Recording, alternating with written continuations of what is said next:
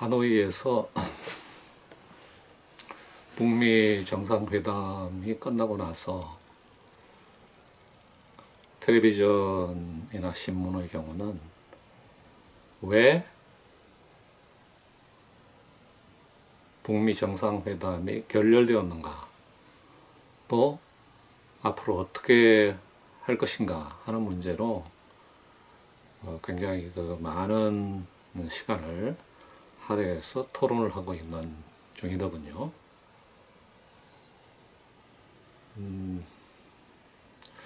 저는 오늘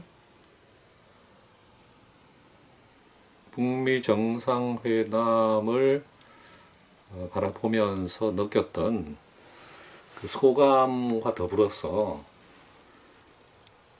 지금 북한의 그 사회 상태, 또 미국의 어떤 전략, 이에 대한 북한의 대응,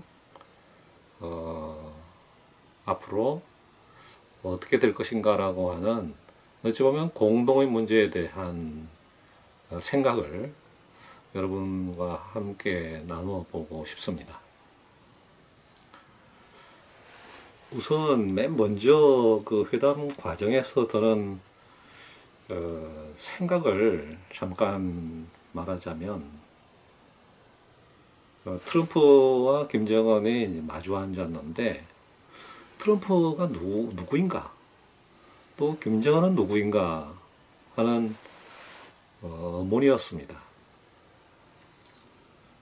김정은이 북한이라고 하는, 사실 북한이라고 하는 명칭은 우리가 습관적으로 자꾸 쓰니까 그렇게 나오게 되는데, 조선민주주의인민공화국이고 현재 한반도에는 두 개의 정부가 들어서 있기 때문에 뭐 조선이라거나 아니면 조선민주주의인민공화국이라고 다 부르는 게 맞을 것 같습니다. 근데 일단 북한이라고 하는 말은 대한민국의 그 북쪽이라는 의미라서 이미 이제 조선민주주의인민공화국 사람들이 듣기에는 불편할 수밖에 없는 용어인데, 일단 관행상 그 필요에 따라서 그 두 용어들을 섞어 쓰도록 하겠습니다. 그러니까 김정은이 조선이라고 하는 나라를 대표해서 나왔다라고 하는 것은 분명하다고 생각합니다. 그런데 트럼프는 대체 누구를 대표해서 나갔는가? 미국을 대표해서 나갔는가? 거기에 의문이 생겼어요.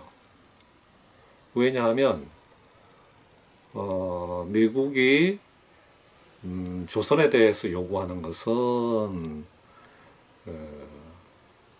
비핵화, 완전한 비핵화, 그것도 불가역적인 비핵화이기 때문에 그 조선의 그 핵 무장을 해체시키려고 한다고 하는 것은 분명했고, 그거는 한 나라에 대한 한 나라의 그 핵무장을 해제하라고 하는 그 요구였죠. 그런데 김정은이 트럼프에게 경제 제재를 해제하라고 할 때는 문제가 다른 거예요. 핵무장은 조선이 자기 자신의 그 핵을 폐기하는 것으로 끝나는 것이죠. 그러니까 일국의 행동으로 충분한 건데, 트럼프의 경제 제재의 경우에는 이게 미국만의 그 행동에 그치는 것이 아니라 전 세계 여러 나라들의 제재 행동하고 연결되어 있으니까, 다시 말하면 유엔이라고 하는 그 국가들의 연합체의 제재를 기본적으로는 해제하는 것이고, 미국의 국가적 차원에서 제재 해제라고 하는 것도 기본적으로는 유엔에 가입되어 있는 여러 나라들의 제재 행동에 영향을 미치는 것이기 때문에 한 국가의 조치로서는 불충분하고, 다수 국가, 굉장히 많은 국가들의 행동에 대한 요구로 나타났다는 것. 그러니까 트럼프의 위치는 다국, 여러 나라를 대표하는 것으로서 그 자리에 트럼프가 앉아있다라는 생각이 들었습니다.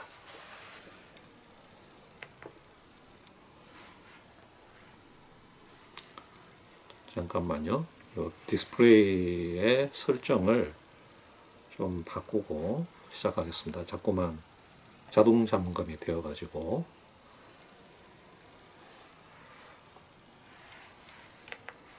네.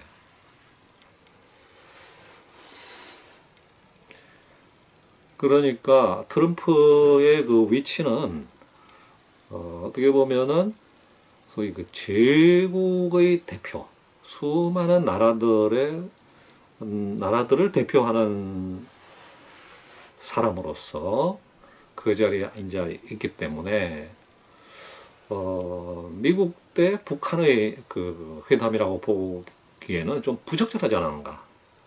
그래서 김정은은 전 세계 여러 나라하고 대결을 하는 그런 위치에 놓여 있지 않았는가. 그래서 그 회담이 1대1로 이루어지고 있음에도 불구하고 내용상으로는 1대 다의 아주 비대칭적인 회담이지 않았는가 하는 생각을 갖게 만들었습니다.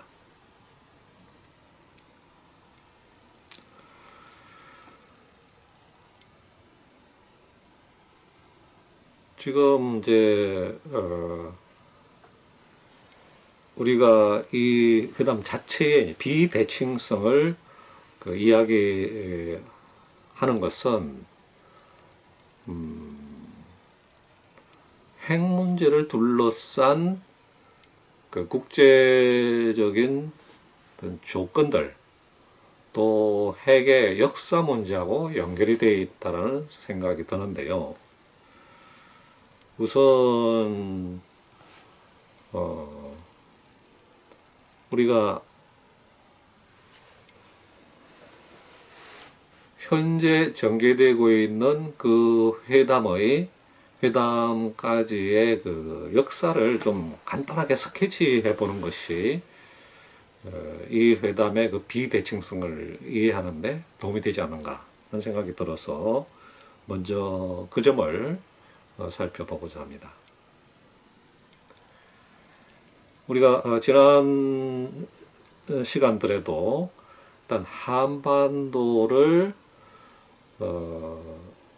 소련과 그 다음에 미국이 분할 점령하기로 했던 1945년 전후의 국제적인 담합이 한반도의 운명을 결정해 왔다, 이렇게 말씀을 드렸는데, 유럽에 대해서는 이제 얄타 회담이 바로 그것의 동아시아 반 적용은 모스크바 3상 회의가 그러한 담합의 기본 조약을 제공을 하고 있는데,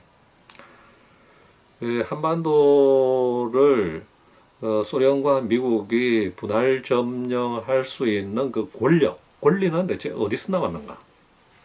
당연히 제2차 세계대전에서 승리했다라고 하는 것, 무력 전쟁에서 이겼다는 데서부터 비롯되고 있는 것이죠. 그래서 승전이라고 하는 그 전쟁과 폭력에서의 승리의 논리가 2차 세계대전 이후에 세계 상황을 결정적으로 규정을 하고 있습니다.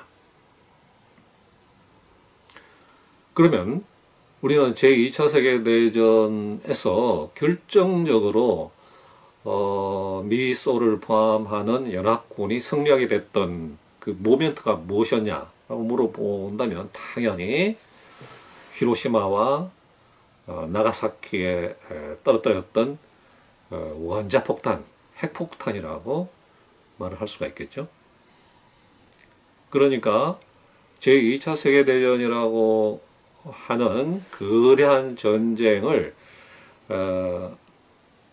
그것의 승패를 핵이 결정지었고, 핵을 사용해서 승리한 나라들의 연합체인 연합군이 전 세계를 지배하는 헤게모니 세력으로 등장한 것이 45년이었다. 그렇게 말할 수 있겠습니다.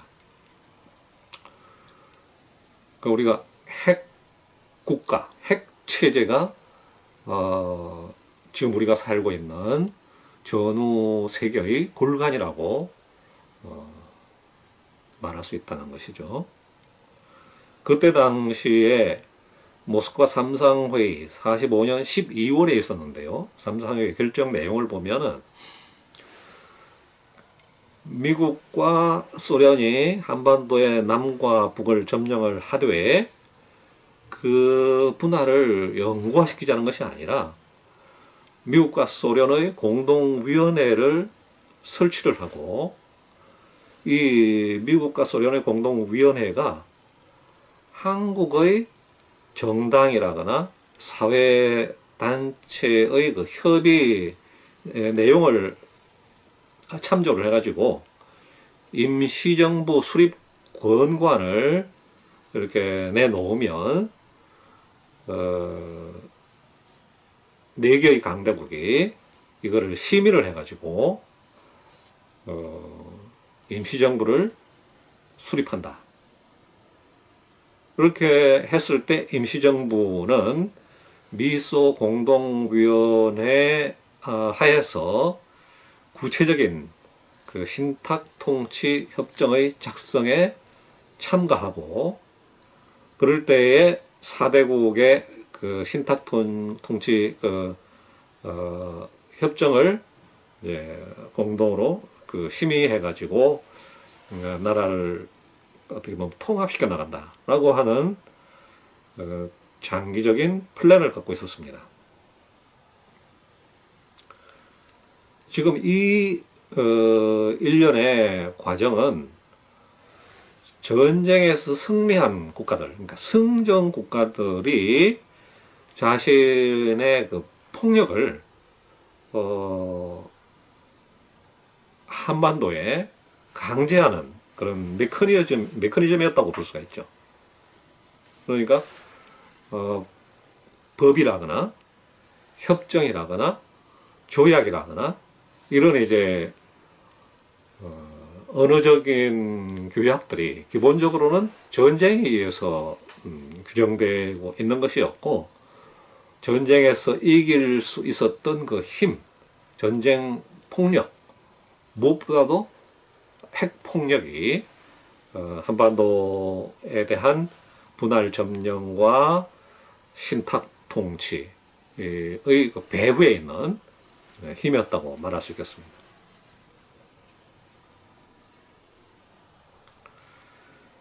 지금 이제 이렇게 본다면은 외부의 그 세력인 그 미국과 소련에 의해서 한반도가 이제 전적으로 규정되었다, 그렇게 말하는 셈이 되는데, 그것만은 아니었고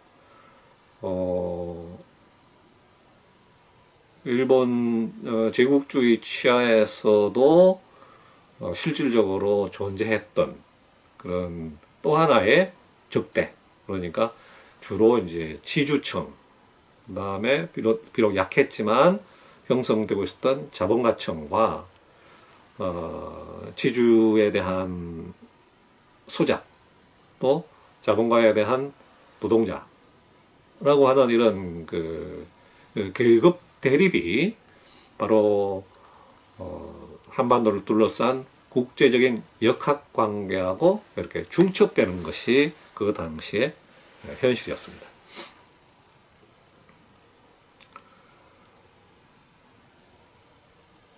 우리가 지난 시간에 살펴본 바처럼 1950년 그 6월 25일에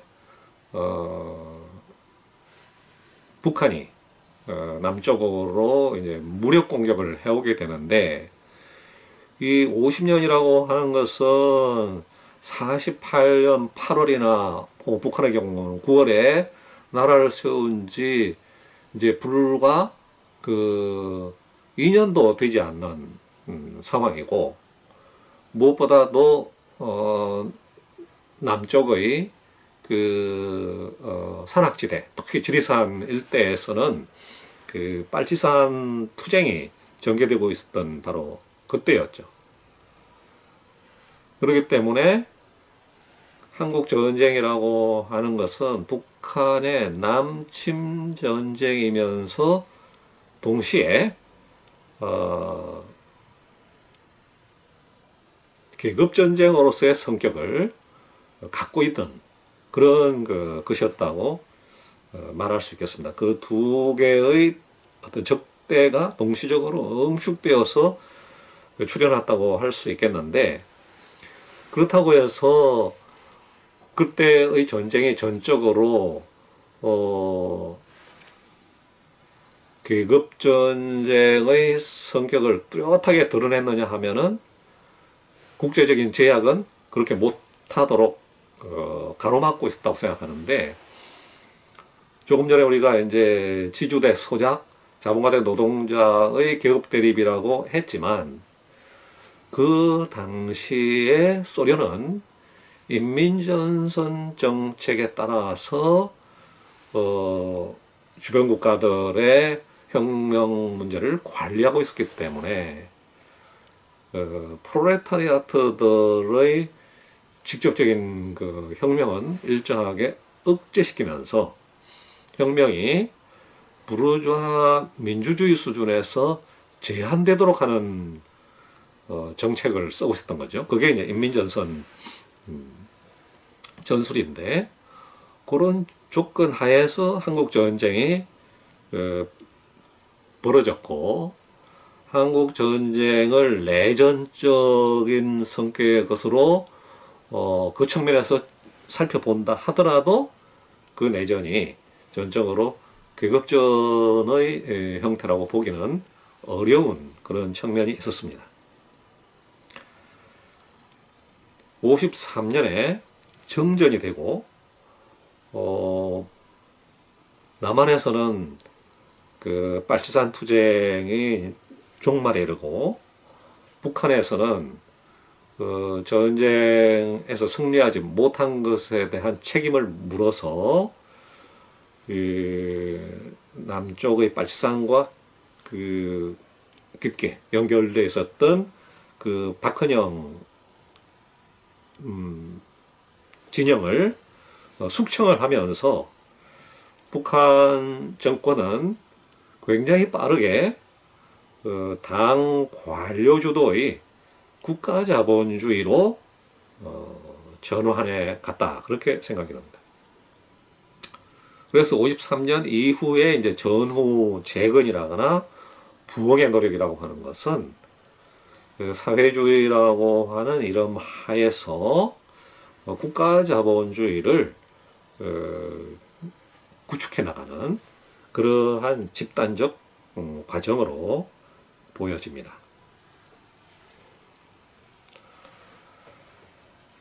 물론 이제 북한의 경우에는 남조선 혁명 전략에 따라서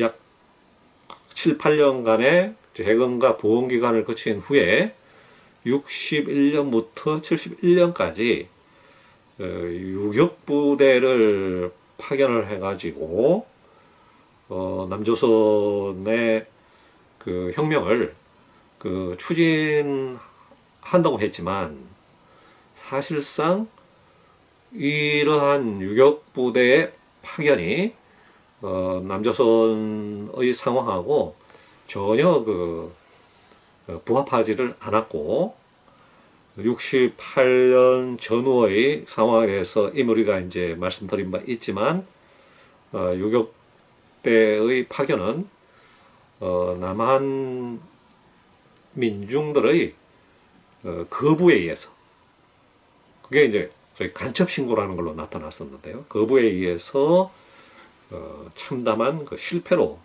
돌아갔다고 생각합니다. 이렇게 해서 소위 남조선 혁명을 위한 그 유격대 국가는 하나의 이데올로기적인 장치로 전락을 하고, 북한 인민에 대해서 국가 자본주의적 그 체제의 상부 구조인 유격대 국가를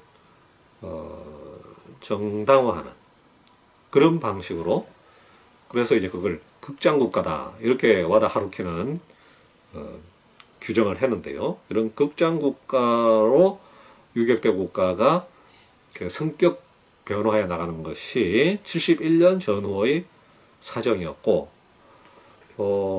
바로 이러한 이제 그 남조선 혁명의 그 실패를 조건으로 해서 71년부터 74년까지 그 남북 간의 그 물밑 대화가 전개가 되는데, 이 남북 대화는 사실상 1948년에 남한과 북한에 각기 독립적인 정부가 들어서면서 각기 헌법상에 규정했던 그 한반도 전역을 자기 영토로 한다고 하는 이 모순된 헌법 현실을 일정하게 협상을 통해서 타파해 보려고 하는 노력이었다라고 생각을 합니다.